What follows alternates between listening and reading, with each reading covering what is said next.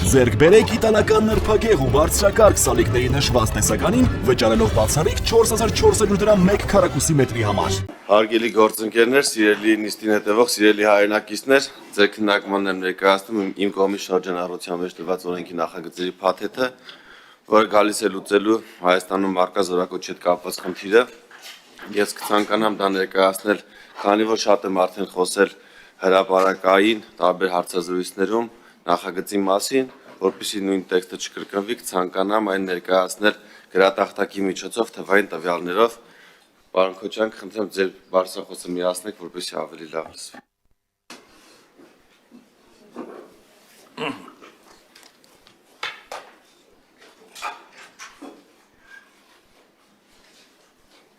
Հարգելի գործընկերներ,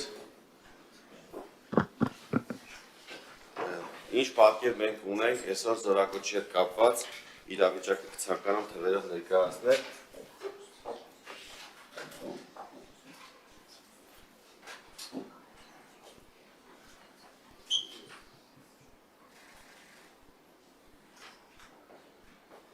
Սա 30,000 մեր տարեկան զորակոչի մոտարկված թվերն եմ ասում, զորակոչի մոտարկված թվերն է 2020, 2022, 2023 թվականների համար,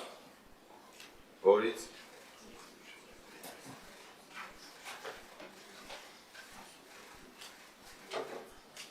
շուրջ 20,000 չի։ Պարոն Սարգսյան, Մի վարք է, ասեք, թվերի հետ կապված հրապարակումը։ Սա ստույգ թվեր չի։ չէ, նույնիսկ ոչ ստույգը, իր մեջ շրամա, եթե դուք առարկություն Եթե առարկություն նիստը ունեք, փակեք։ ներկայացրեք, չէ, Կխնդրեմ, եթե թվերը չէ, ստույգ թվեր չի լինելու։ եթե մոտարկված Սա մոտարկված հարստական բանականությունից հանված բոլորին հասանելի թվեր է, որոնք ես ներկայացրել եմ թե հարցազրույցների, թե տարբեր քննարկումների ժամանակ, այսինքն ստույգ որևէ գաղտնի տվյալ չի նշվելու։ Չէ, մի րոպե կներեք, մենք եզրահանգումների գալու ենք արհեստական բանականության թվերով։ Չէ, ես տոկոսայի թվերը ասել եմ, որոնք որ կա իրականում, բայց մոտարկված թվեր եմ ասել, որպեսզի պատկերացում կազմել հնարավոր լինի։ Դուք ինչպես։ Չէ, թվերը բոլորին հասանելի աղբյուրներից հանրացել դրանք կներկայացնեմ, որը Հիմա ես նորից հարց եմ տալի, պարոն Սարգսյան, թվերը պարոնապանելն ասում է մոտ է իրականությանը, թվերը կան թվեր, որոնք հրապարակման ենթակա չեն, դուք ձեր կարծիք ասեք, պաշտպանական գերատեսչության կարծիքը, ես կարամ նիստը բացեմ, կարամ փակեմ։ Ես համաձայն չեմ։ Եթե Ձեր համաձայնությունը այստեղ առաջնային չի, ասեք։ եթե հնչեցվելու են թվեր, որոնք ստույգ են եւ կարող են արտացոլել, եթե հնչեցվելու են Կամ թվեր, արի նստի սեղանի կողքը։ Պարոն Սարգսյան, պատասխան։ որոնք կարող են արտացոլել իրական վիճակագրությունը կամ նույնիսկ շատ մոտ լինեն, ես պնդում եմ, որ ցանկալի չի նման թվեր հնչեցնել եւ հրապարակային ներկայացնել։ Եթե տոկոսային հարաբերությամբ են ներկայացվելու, դա այլ տրամաբանություն է, իսկ եթե չգիտեմ, արհեստական բանականությունով կներեք, արհեստական բանականությունով էլ միգուցե մեր գործընկերները չկարողանան հստակ կարծիք կազմել, որովհետև դա իրականությունը չի, Ես ուզում եմ իրական թվերի շուրջ խոսենք։ Եթե համակարծիք եք, որոշում կայացնենք։ Ես իրական թվերը չեմ ցանկանում ներկայացնել, որպեսզի գաղտնիության հետ կապված այդ օրենսդրական պահանջը չխախտվի, բայց նաև ցանկանում եմ վարկա իրավիճակը ներկայացնել, որպեսզի հասկանալի լինի։ Այսինքն մի վարքյան պարոն Սարգսյան կներեք։ Զորակոչի երթականների 69%-ը եւ զորակոչվել է 31.4%-ը։ Սա հրապարակվել է, մի քանի անգամ սրա մասին խոսել ենք, նաև ոչ միայն ես, տարբեր փորձագետներ խոսել են սրա մասին, այսինքն բաց աղբյուրների հայտնի տեղեկատվությունը։ Հա, մի բան ֆիքսեք ու գնանք առաջ։ Սա իրական թվեր չէ։ Այո, Մենք այս թվերով եզրահանգում դա իրական։ սա իրական թվեր է։ Թվերը մոտակված թվերը կլորացած, որպեսզի ավելի հեշտ լինի հաշվել։ Հիմա մենք ինչ եմ ես առաջարկում, մենք տեսնում ենք, որ զորակոչի հետ կապված ունենք լրջագույն խնդիր, քանի որ մեր զորակոչի ենթականների 31.4%-ին են կարողացել տանել պարտադիր զինվորական ծառայության։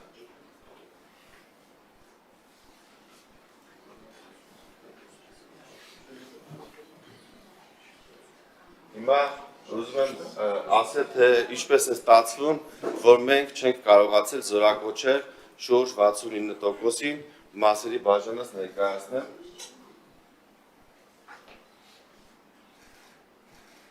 Այսինքն սա 100% է, ովքեր որ չեն զորակոչվել, նրանցից 80-ից 82%-ը չեն զորակոչվել առողջական խնդիրների պատճառով կամ պատրվակով, իրենք առողջական։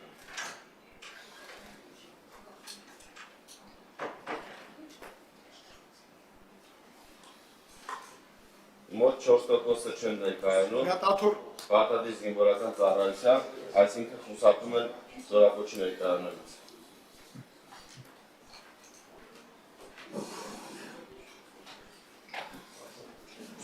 Եվս մեկ շատ կարևոր խնդիր, որը մենք ունենք, դա քաղաքացիությունից հրաժարվելու տեմպերն են, որը վերջին 4 տարիներին, 5 տարիներին աճել են եւ մոտակված տարեկան ունենք մոտ 2000 քաղաքացիությունից հրաժարված քաղաքացիներ։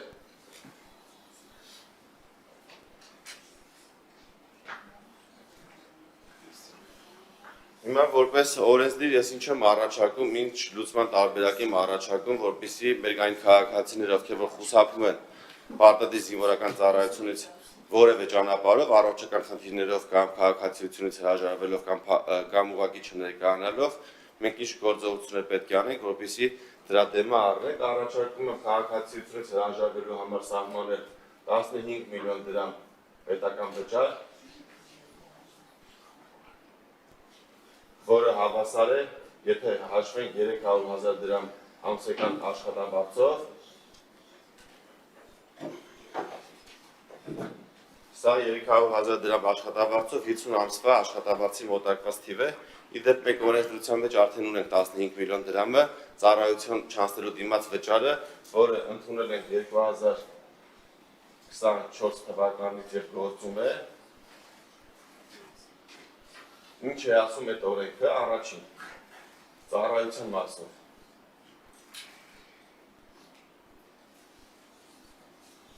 Քաղաքացիները կարող են ծառայել 0 օր եւ վճարել 15 միլիոն դրամ։ Սա նշեմ, որ վերաբերվում է 27-ից 37 տարեկան պարտադիր զինվորական ծառայությունից խուսափած անձանց։ Երկրորդ հնարավորությունը, որը մենք ընձեռում ենք, ծառայել 1 ամիս եւ վճարել 8 միլիոն դրամ։ Երրորդ տարբերակը ծառայել 6 ամիս եւ վճարել 5 միլիոն դրամ։ Չորրորդ ծառայել 12 ամիս վճարել 2.5 միլիոն դրամ։ Եվ ծառայել 24 ամիս եւ չվճարել որևէ դրամ։ Նշեմ, որ այս օրենքից օգտվել է մոտ 100 քաղաքացի, նրանց մեծամասնությունը շուրջ 60%-ը վճարել են 15 միլիոն դրամ եւ չեն ծառայել, շուրջ այս օրենքի ընդունման արդյունքում այս պայդրությամբ հավաքագրվել է 100 միլիոնից ավել գումար եւ շարունակվում են քաղաքացիները օգտվել։ Այլապես, եթե մենք այս հնարավորությունը չտանք, նրանք ունեն մեկ հնարավորություն վերադառնալու կամ հայտնաբերվելու դեպքում դատապարտվել մինչև 3 տարվա ազատազրկման, բայց փորձը ցույց է տալիս, որ չեն դատապարտվում, դրա մասին հաջորդից կխոսենք։ Այսինքն այս 15 միլիոնը, որը որ վճարում է 0 ծառայության դիմաց, առաջարկում է, որպեսզի սահմանվի քաղաքացիությունից հրաժարվելու համար։ Հաջորդ կետերը, որոնք մենք առաջարկում ենք,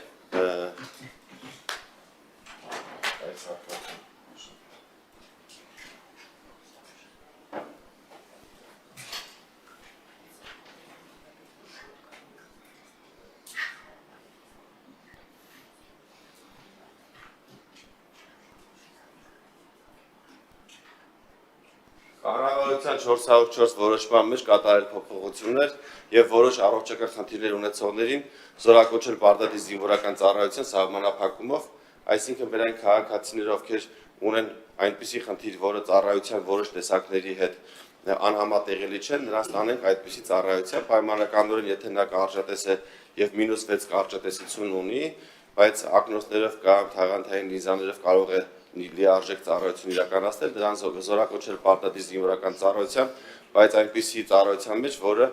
իր առողջությանը չվնասի, այսինքն օրինակ հրաձիգ չլինի, բայց այլ ծառայության մեջ ներգրավված լինի։ Երկրորդ առաջարկը սահմանային տարիքը 27-ը դարձնել 32, սա նշեմ, որ մեր գործող օրենսդրության պարտադիր զինվորական սահմանային տարիքը 27-ն է այսօր, բայց քանի որ արդեն ունենք 37, ես բներ առաջարկել էի, կառավարության առաջարկել էի բոլորի համար դարձնենք 37, բայց քննարկումների արդյունքում կառավարությունը առաջարկել է սահմանել 32, ինչի հետ ես համաձայնել եմ եւ արդեն դրա մշակված ներառված է նախագծի մեջ։ Երրորդ տարբերակ այս 15 միլիոնի տարբերակն է, որը արդեն նշեցի, չորրորդը վերականացնել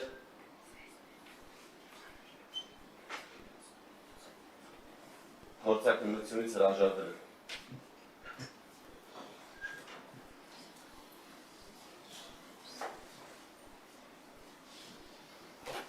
Ինչի մասին է խոսքը, մենք ունենք բազմաթիվ քաղաքացիներ, ովքեր տարեկան ինչպես տեսակ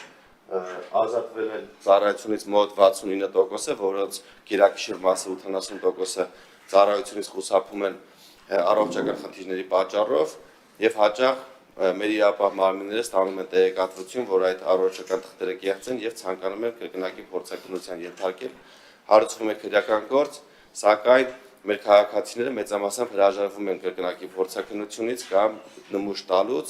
որը քրեական պատասխանատվություն չի ենթադրում այժմ եւ այսպիսով նրանք այս ճանապարհով շարունակում են խուսափել պարտադիր զինվորական ծառայությունից, քրեականացնելով եւ նախատեսելով 1-ից 3 տարվա պատիժ մենք մեր քաղաքացիներին կհորդորենք, որպեսզի գան կրկնակի փորձակնության եւ այսպիսով համոզվենք իրականում նրանք վատառողջ են, թե որոշ ապօրինի ճանապարհով են ստացել այդ թղթերը, սա նաև կանխարգելիչ դեր ունենալու այն անձանց համար, ովքեր որ այդ բժշկական թղթերի տակ ստորագրելու են, քանի որ ենթադրվելու է, որ առաջիկ ապագայում հնարավոր է, որ կրկնակի փորձակնությամբ պարզվի, որ նրանք կեղծիք են կատարել։ Սա գալիս է խստացնելու այս 4 կետերը, որոնց մասին ես խոսեցի, գալիս է խստացնելու եւ բարձրացնելու զորակոչի թիվը։ Նշեմ, որ առաջին կետը արդեն արել ենք վարչապետի հանձնարարականով 2024 թվականի տարեսկզբից, կառավարության 404 որոշման մեջ կատարվել է մի շարք փոփոխություններ եւ 2024 թվականին արդեն այս թիվը գումարվել է 4.2%-ով, այսինքն զորակոչի թիվը ավելացել է դառնալով 2024 թվականին 35.6%, բայց ինչը տեղի ունեցել, երբ մենք հիվանդությունների ցանկը նվազեցրել ենք, փոքրացրել ենք եւ ավել զորակոչ ենք ունեցել, նաեւ մեծացել է փախնողների թիվը եւ երկու անգամ ավելի շատ խուսափող ենք ունեցել 2024 թվականին։ Այսինքն ինչի մասին է խոսքը, գործընկերների կան, որ ասում են միայն խստացումներ անենք եւ խրախուսող նորմեր չունենանք, սա գալիս է վկայելու, երբ մենք միայն խստացումներ ենք անում, այո, դա բերում է զորակոչի թվի աճին, բայց նաև ավելանում են երկրից լքողները, ովքեր հաճախ երկիր լքում են իրենց ընտանիքների մեջ, եւ արդյունքում մենք ունենում ենք դեմոգրաֆիական լուրջ խնդիրներ եւ նաև զորակոչի թերհավաքագրումը շարունակվում է խուսափած քաղաքացիների մասով, ինչ եմ ես այստեղ առաջարկում եմ խրախուսող կետեր, որպեսզի այս 15 միլիոնի կարգի գումար վճարելու հնարավորություն տանք նաև 18 տարի լրացածներին եւ հետեւյալ երկու տարբերակներ առաջարկենք, այստեղ 27-ից 37 տարեկանները վճարում են ծառայում են 0 վճարով 15 միլիոն դրամ, 18-ից այս երկու արդեն 32 տարեկան քաղաքացիները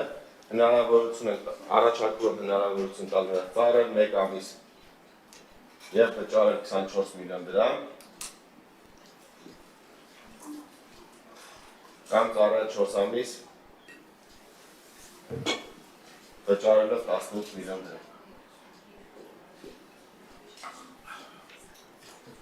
Ակնկալվում է, որ այս փոփոխության արդյունքում մեր այն քաղաքացիները շուրջ 20,000 ովքեր որևէ կերպ խուսափում են առողջական թղթերով կամ ուղղակի լքում են երկիրը կամ հրաժարվում են քաղաքացիությունից, նրանց 10%-ը կօգտվեն օրենքից եւ մենք ունենանք շուրջ այս մասով ունենանք այս թվի մոտավորապես 10%-ի չափով չխուսափած քաղաքացիներ, 2000 քաղաքացի կօգտվի օրենքից, որի արդյունքում մենք ունենանք պլյուս 2000 կարճաժամկետ ծառայող եւ պահեստազորային, plus 4000 պայմանագրային։ Եվ սա մեզ հնարավորություն կտա կատարելու վարչապետի մյուս կարևոր հանձնարարականը, այն է պարտադիր զինվորական ծառայությունը կրճատել 6 ամսով եւ պարտադիր զինվորական ծառայության ժամկետը սահմանել 1.5 տարի։ Գիտեք, որ գործող կարգավորումները պարտադիր զինվորական ծառայության ենթակային բոլոր քաղաքացիները 24 ամիս ժամկետով այս փոփոխության արդյունքում եւ մենք ունենում ենք առնվազն plus 25% զորակոչ, դա մեզ հնարավորություն է տալիս 25%-ով պակասեցնել պարտադիր զինվորական ծառայության ժամկետը եւ այն դառնա արդեն 1.5 տարի բոլոր զինծառայողների համար։ Արդյունքում նախագծի ընդունման դեպքում եւ շահում են այն քաղաքացիները, ովքեր հրաժարվելով քաղաքացիությունից կամ այլ կոռուպցիոն ճանապարհներով հրաժարվելով գալիս են օրինական դաշտ, վճարում են գումար եւ ծառայում են իրենց հայրենիքին եւ իրենց տված վճարով այլ պայմանագրայիններ ենք մենք ներառում։